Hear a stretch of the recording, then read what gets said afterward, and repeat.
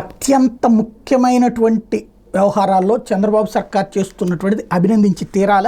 ఎందుకంటే ఇప్పుడు తాజాగా వరద సహాయక చర్యలో భాగంగా 100 ఫైర్ ఇంజన్లతో ఈ ఇళ్లని కడిగేటటువంటి పని చేస్తున్నారు. వరద నీరు బురదతో నిండిపోయినటువంటి బాధితుల ఇళ్లకి రాష్ట్ర ప్రభుత్వం శుభ్రం చేయించే ప్రయత్నం చేస్తుంది. అగ్నిమాపక శకటాలను సిబ్బందిని పంపించి ఇళ్లలోని బురదను తొలగించి తర్వాత మంచినీళ్లతో శుభ్రం చేయించి బాధితులకు అప్పగిస్తోంది.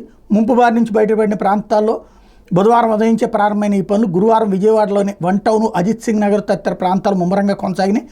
100కు పైగా పెద్ద ఇంజన్లు, 10 చిన్న ఫైర్ ఇంజన్లు, 110 పోర్టబుల్ పంపులతో అగ్నిమాపక సిబ్బంది ఈ పనులు చేపట్టారు. ప్రతి రీజియన్కు ఒక ఫైర్ ఇంజన్ అధికారులు కేటాయించారు.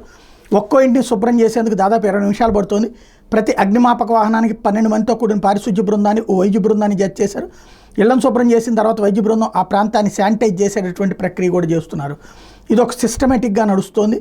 అదే సందర్భంలో దీంతో పాటుగా వరద బాధితులకు పంపిణీ కోసం ప్రత్యేకంగా 5 రకాల ఆహారాలు సిద్ధం చేశారు.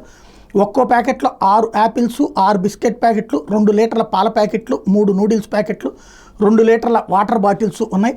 వరద బాధితులకు అందరికీ అందించేలా ఈ ఏర్పాట్లు చేశారు. నిత్యావసరాల సరుకులు కూడా పంపిణీ ప్రారంభిస్తున్నారు. బుడమేరు గండి పూడ్చేందుకు ఆర్మీ రంగంలోకి దిగింది. మరో 24 గంటల్లో గండి పూడ్చివేత పూర్తి కావచ్చు. ఆ తర్వాత మరో 24 గంటల పారిశుద్ధ్యం పనులు పూర్తి చేసేలా ఏర్పాట్లు చేస్తున్నట్టు మరొకవైపున మంత్రి నారాయణ ప్రకటించారు. ఒక సిస్టమేటిక్గా ప్రజలకు అవసరమైనటువంటి పనులు చేస్తున్నందుకు అభినందించాలి.